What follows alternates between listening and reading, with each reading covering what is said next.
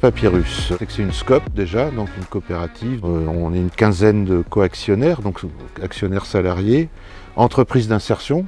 Donc au sein de Tripapyrus, il y a une quinzaine de personnes aussi en contrat d'insertion qu'on forme et qu'on manage vers la sortie. En fait, là c'est un vrai ADN, c'est-à-dire que c'est plus qu'un métier, c'est quelque chose qui vient se greffer dedans.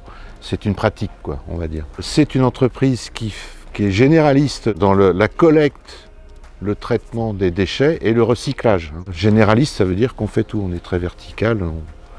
Hormis les déchets nucléaires, l'inventaire à l'après-vert commence. Parce que ce qui est assez particulier dans le déchet, on peut parler en matière, donc on peut dire bois, plastique, ferraille, gravats, déchets verts, etc. Puis après on peut dire aussi déchets électroniques, meubles, bateaux, mobilos, mais enfin bon, etc. Voilà. Le troisième truc, c'est les modes de traitement, le réemploi, le recyclage et puis le traitement des déchets ultimes. Où là, c'est vraiment là notre R&D. C'est le déchet ultime, toujours le travailler pour en avoir un minimum. Étant une PME, on n'a pas, comme nos cousins ou nos collègues, des grands groupes, ce qu'on appelle des exutoires, des moyens d'enfouir les déchets, enfin bon, etc. Donc nous, on est tenu d'avoir le minimum de déchets ultimes, de recycler le maximum. Le recyclage, pour nous, est une obligation. Un petit focus sur le plastique rapidement. Notre axe, en fait, il est assez précis, c'est les plastiques post-consommation, plastique rigide post-consommation des ménages et des entreprises. Ici, en Vendée, on a un contrat direct et indirect avec le département pour traiter les plastiques qui sont collectés dans les déchetteries. C'est unique vraiment, et d'ailleurs, peut-être qu'on a été un peu trop en avance sur cette affaire-là, je ne le sais pas, parce que le modèle n'a pas été tellement reproduit jusqu'à présent, mais quand même, le recyclage de ces produits-là, c'est pas très compliqué à faire, on le fait. Si nous, on y arrive, hein, c'est que c'est pas si compliqué que ça. Recycler une bouteille plastique, c'est compliqué. Hein. À côté, c'est très compliqué. Une bouteille plastique, d'abord c'est léger, c'est 2 plastiques différents, voire 3, hein, on est d'accord. Si on veut refaire une bouteille plastique avec, c'est tout un programme de lavage, enfin bon, etc.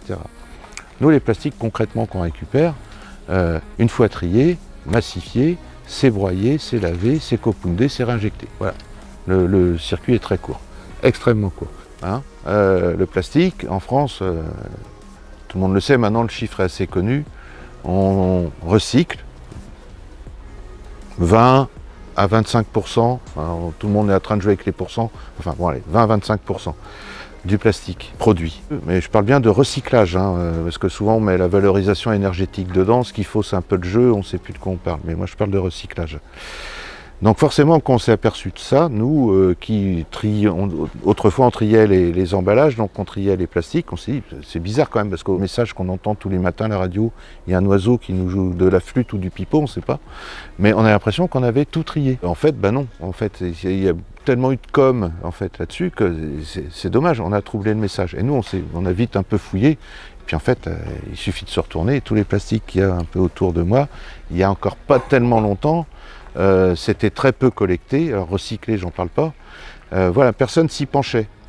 Parce qu'on a estimé, on n'est pas beaucoup à l'avoir estimé, mais enfin on l'a estimé quand même, qu'il y avait un vrai axe, il y avait une vraie masse là, puis là on rentrait dans le recyclage. On a souvent appelé recyclage dans le plastique le fait de réutiliser son propre plastique. Le recyclage, c'est quand il y a eu un cycle, quoi. Et là, il y a eu un cycle, il a été consommé, et l'idée c'est de le recapter. Très vite, je me suis dit, il faut que je serve à quelque chose. J'essaye de prendre la meilleure direction. L'objectif, c'est le plasturgiste, en fait, de refournir au plasturgiste du plastique. C'est intéressant parce que c'est un autre métier, et c'est même un autre langage, les codes sont différents. Pour dire la même chose, c'était pas la même chose. C'est comme 2 tuyaux qu'on veut brancher, mais qui passent vraiment à 1 mètre l'un de l'autre. Donc c'est toute cette démarche-là qu'on a fait depuis 10 ans, de rapprocher les 2 tuyaux, et de se parler.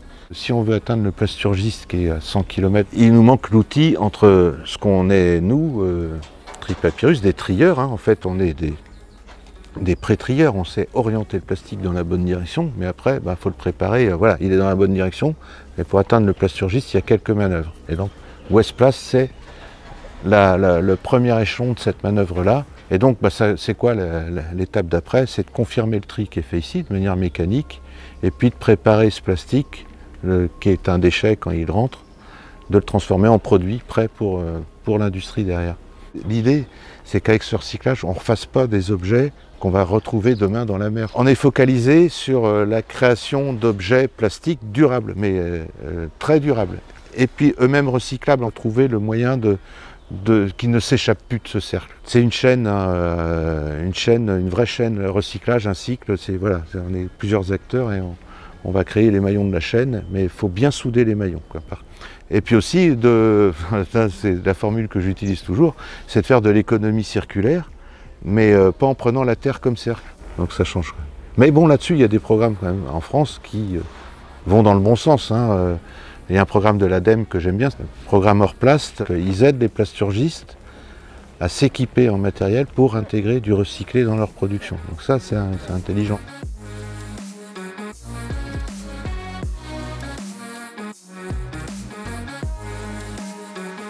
Le gros boulot des années qui arrivent, c'est l'éco-conception. Et aujourd'hui, bon, ça avance quand même à petits pas. Je résume en un truc, c'est-à-dire que quand on construit quelque chose, il faut penser à sa fin de vie. J'ai des beaux exemples, hein. Je vais me faire un peu appeler Léon ou ce qu'on veut, mais je vais quand même citer, parce que j'en parle souvent en plus avec des gens qui m'en voudront pas parce qu'on en parle ensemble, et des gens de la profession, mais par exemple les mobilhomes, c'est un truc qui est inversement éco-conçu. Les premiers mobilhomes étaient fabriqués d'aluminium, bon, ils pouvaient être améliorés au niveau isolation, des choses comme ça, mais leur démantèlement était très simple et ils étaient faits de matériaux. Et plus on avance, plus c'est compliqué. Et là, on arrive à des gammes où ils mélangent les plastiques, où ils font plein de choses. Sincèrement, le recyclage va être juste impossible dans 15 ans. Donc on parle d'un truc, on se reporte dans 15 ans, 20 ans, on aura des espèces d'horreurs à gérer en termes de recyclage.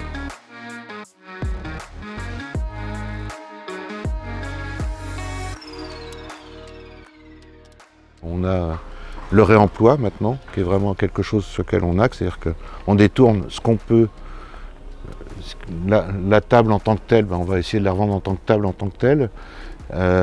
Et puis quand c'est une table qui ne peut pas être rendue en tant que telle, on va la démonter, en faire du bois et de la ferraille, quoi. Les recycleries, les ressourceries, c'est connu. Alors ça vient des ménages, en fait. Ça s'appelle Recyclavie.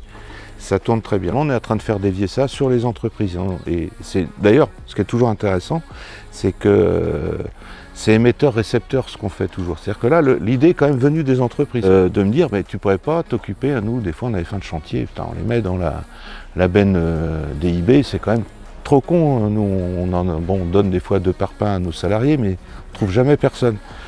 Et je dis, mais clique, c'est le déclic, quoi. S'il me dit ça, c'est important. Et vu qu'on a cet outil recyclerie, on a testé un peu de mettre des bouts de tuyaux, des parpaings, des bouts de bois. Vraiment, ça marche bien, il y a une vraie demande. Et donc, du coup, on va aller plus loin. Maintenant, l'idée qu'on a, et donc je vais vraiment la développer complètement, c'est qu'on veut créer à la fois ce qu'on appelle des déchetteries à destination des professionnels, mais qui soient en lien avec une matériothèque derrière. C'est-à-dire que les professionnels vont alimenter directement cette fameuse matériothèque, parce que voilà, ça nous permet de détourner encore plus de choses, de les alimenter et de faire notre fonction jusqu'au bout, quoi.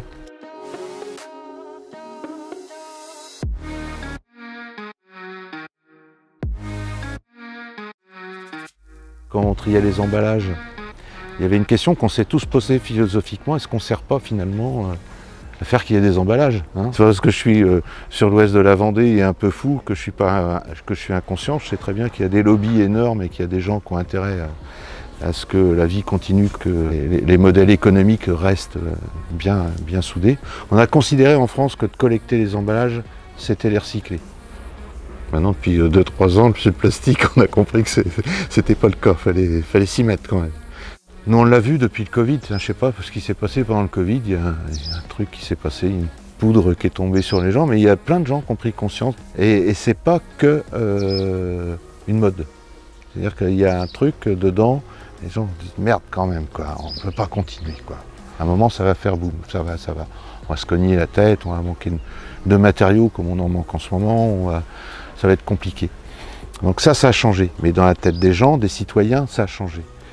Où ça change moins vite, vous voyez, je vais en venir, hein, c'est après, quand on est confronté à ces fameux grandes personnes qui savent bien mieux que les autres comment gagner de l'argent d'abord, prendre les décisions pour nous, pour notre bienfait, mais surtout pour que leur modèle ne change pas et qu'ils gagnent toujours de l'argent de la même manière, eux ils savent faire quoi. Nous on s'est aperçu, on fournit via des vendeurs, donc on est à Ouest Place, donc on fournit du plastique à plein de monde. J'aime bien savoir ce qui se passe, et donc là je vois la boîte, puis je scanne la boîte, j'essaye de voir un peu. Une boîte qui fait du recyclage, je dis très bien, voilà, racheté par Total.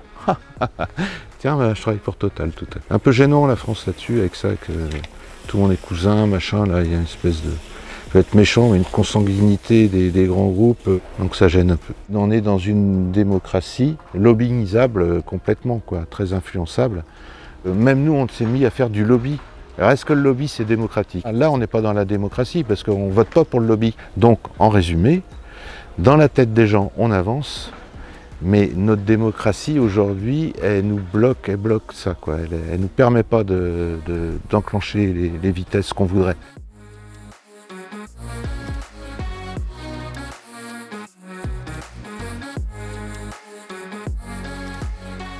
Ma vraie vocation à venir dans ces métiers-là, qui sont des métiers passionnants, je conseille à tous ceux qui ont envie de s'éclater dans la vie, les métiers du déchet, du recyclage, c'est assez fabuleux, il y a plein de choses à faire, il y a tout à faire en fait.